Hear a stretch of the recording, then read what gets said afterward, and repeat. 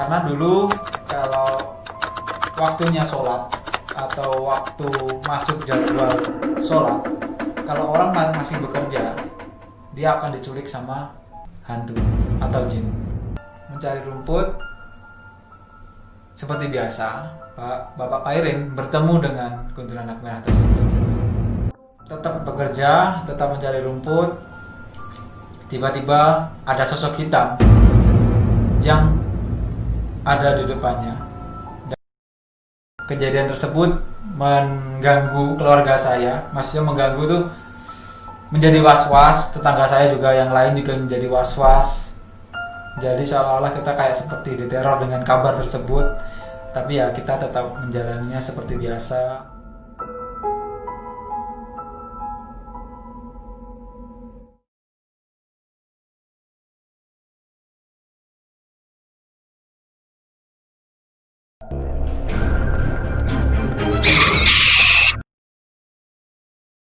Saya punya keluarga, saya punya adik 3, jadi 4 bersaudara. Saya nomor 1, 2, 3, yang terakhir adalah cowok. Sekarang dia berumur 7 tahun dan dia bisa melihat makhluk astral sampai sekarang. Saya juga nggak tahu ya, kan ada yang bilang kalau bayi bisa melihat makhluk astral itu memang wajar, kan katanya suci. Tapi kok sampai sekarang adik saya udah berumur 7 tahun masih bisa melihat makhluk astral, yang kebanyakan anak-anak mungkin di umur 7 tahun tersebut udah nggak bisa melihat. Kalau kalian punya jawaban yang lebih detail, silakan nanti tulis di kolom komentar ya mengenai hal tersebut, mengenai hal ini. Saya juga nggak tahu soalnya. Mengenai tentang penampakan kuntilanak merah, kemungkinan ini ada kaitannya. Jadi ceritanya seperti ini.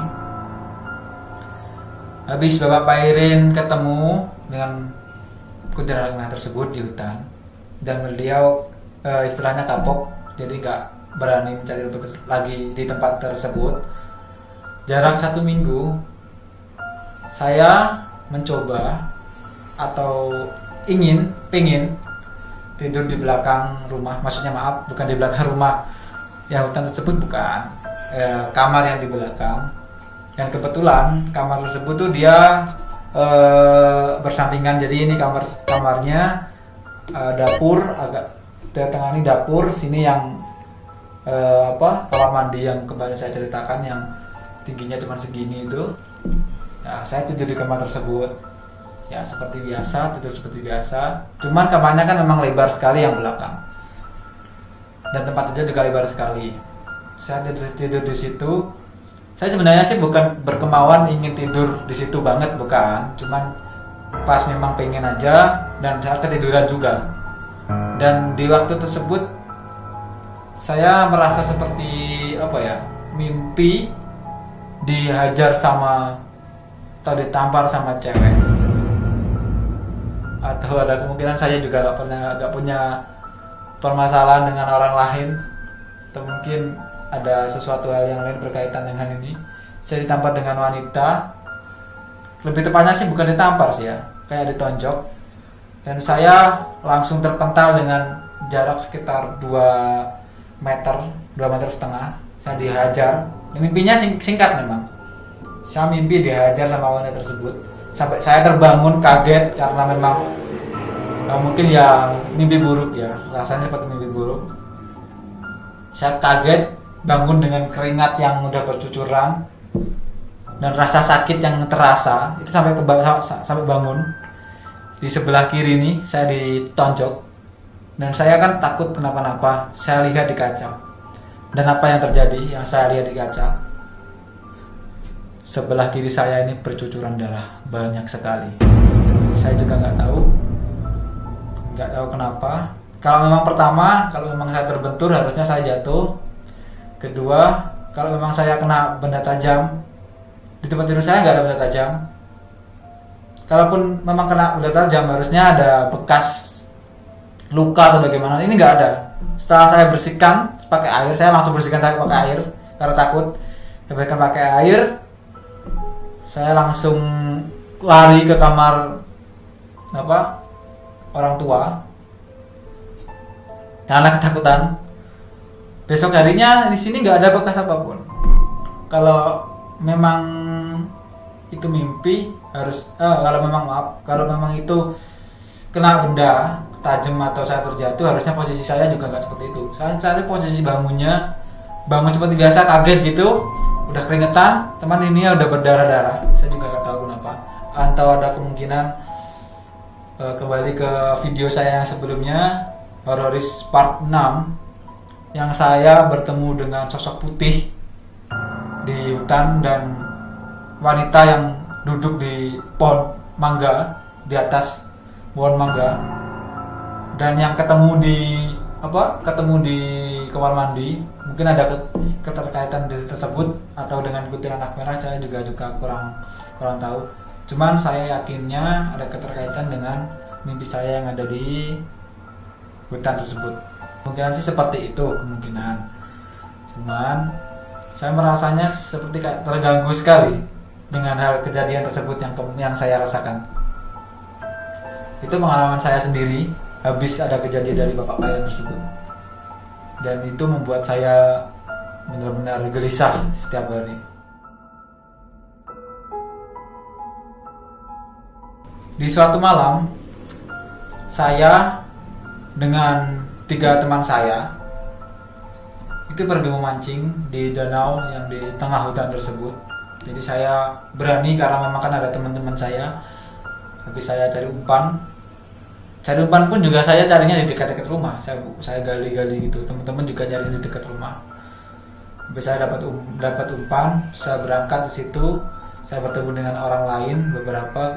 Kalau saya ingat sekitar 6 orang. Jadi 3 orang saya, 3 orang nggak tahu saya lihat. Pokoknya saya 4 orang.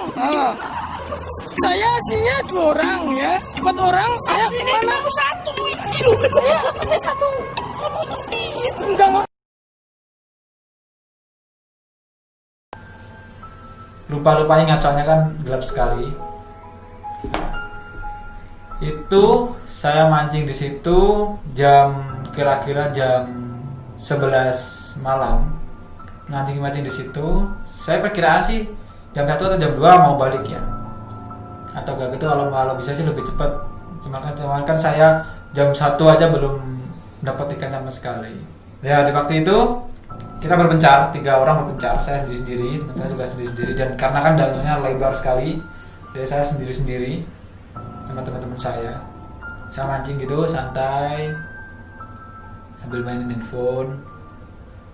Dan di hadapan saya atau di seberang saya itu ada yang manggil saya dengan nama saya, tapi dengan nada seperti teman saya yang saya ajak tersebut. Di samping saya, jarak sekitar 10 meteran, itu ada kayak nyala api kecil sekali. Saya kira itu juga kayak orang yang merokok. Ya kan, kalau orang merokok kan nyala apinya kan cuma kecil satu gitu. Saya asumsikan orang yang merokok ya. Jadi saya panggil, "Mas, Kak Mulai ya? Wis oleh akeh burung. Jam ini masuk baru mulai akeh. Oleh piro sih? Unangku wangi lho." Saya bilang seperti itu. Tapi beliau enggak menjawab. Apa mungkin karena jauh?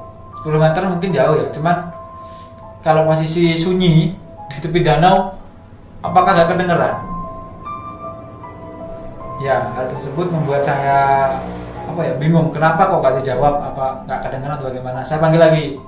Saya bilang tersebut 1 kali lagi dan dia enggak menjawab. Saya lihatin terus karena kan saya kesal diajak bicara kok enggak ditanggepin.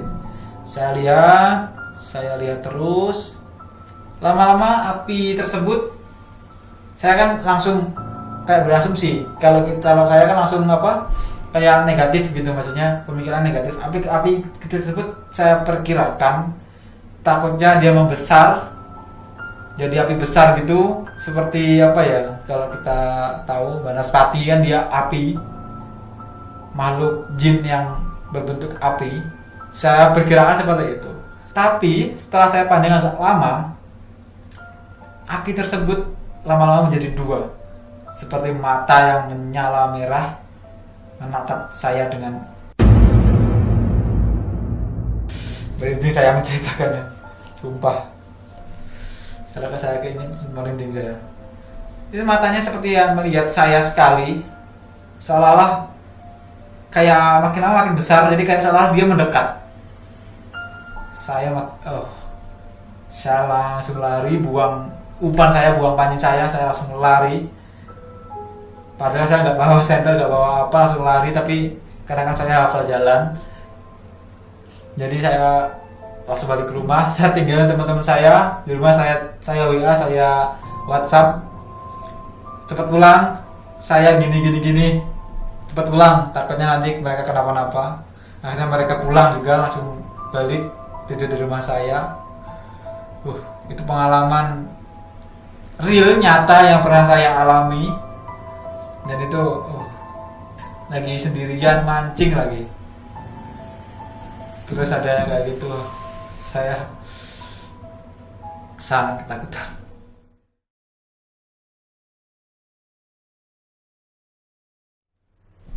Jadi seperti itu cerita mengenai hutan tersebut.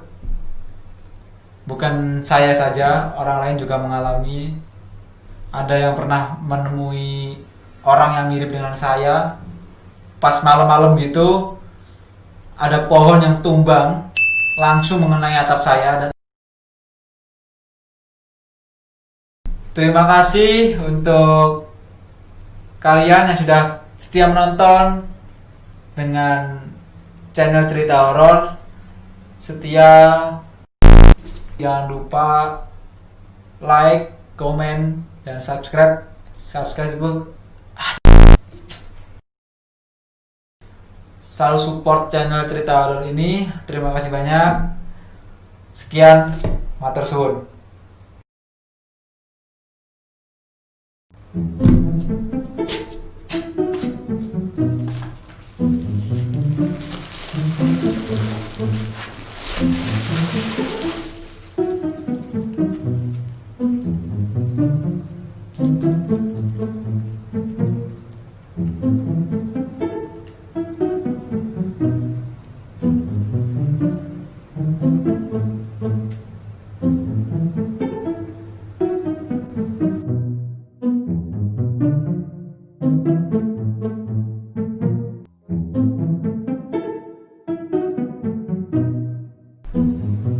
Sudah gatal kan ya?